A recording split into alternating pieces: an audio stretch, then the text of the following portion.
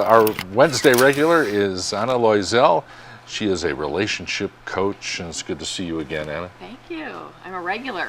Yeah. I You come here about 3 times, you're a regular. You always make me laugh. You got regular, and what was the one time when I was on, you said something that was funny. Oh, your thing. Do you remember saying that? No, what did I say to you?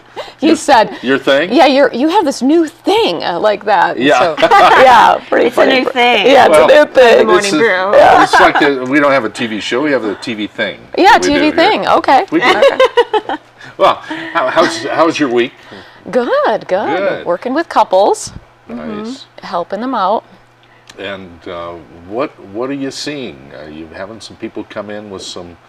Are all the issues the same, or are they unique to the couples? Yeah, it's unique to the couples. I think I've seen it all, and then there's something else walks in the door. Something else walks in. Some new challenge that a couple's having, and so my job is definitely interesting, and it's challenging, and it's exciting to me to help to help couples have a successful relationship. It's really my passion.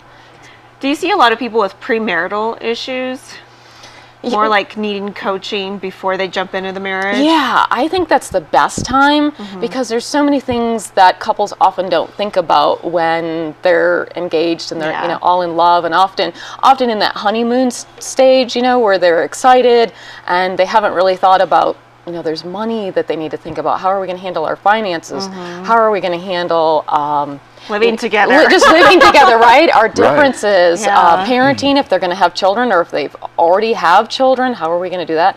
In-laws, just day-to-day life. And so they don't think about those things, and then they get together, and that's where the problems start to happen, is how are we going to manage these things? So I think it's important to think about this before we get married. Yeah. This is a big part of your work. When you talk about the word coaching, I mean, it's like we think of coaches like helping the team win. Yeah. From a relationship standpoint, what does coaching do? Well, I think similar, right? I help people win, and I help marriage. people, at the marriage, and I help them with their game of marriage. But we really are taking people and giving them the skills. So if you think of them as a coach on a team, I mean, I'm essentially saying, here's where you are, and we're going to take you to a different level. We're going to help you be better and more successful at it. Isn't that what we all want? Yes, exactly. With our divorce rate being so high, Yeah. it's really challenging, and I think couples don't know how to make a relationship last long term. And coaching just isn't necessarily if you're having issues, but it can also be used as a preventative. Oh yeah, most definitely. I mean, I think that's the great place. The ideal person for coaching is someone who says, we're struggling, we're still committed to each other, we still love each other, but we want to work on it. If you're already to a place where you're frustrated and you're ready to give up, if one of them's ready to give up, coaching's not the place, because you've already resigned. Decided, Right. yeah. That's a different You're one. already ready to quit. So At its essence, what we want is the best for our partner, don't we?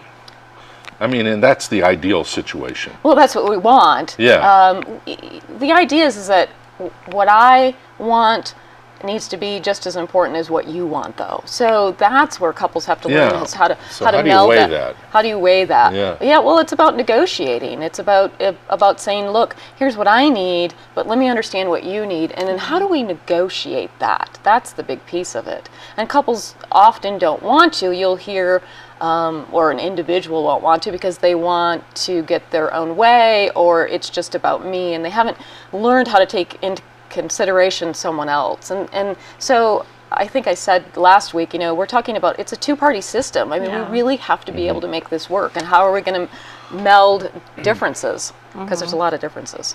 Yeah. For sure. I mean, what's probably the biggest thing that you see before people jump into a marriage? One of their biggest issues that they have to deal with?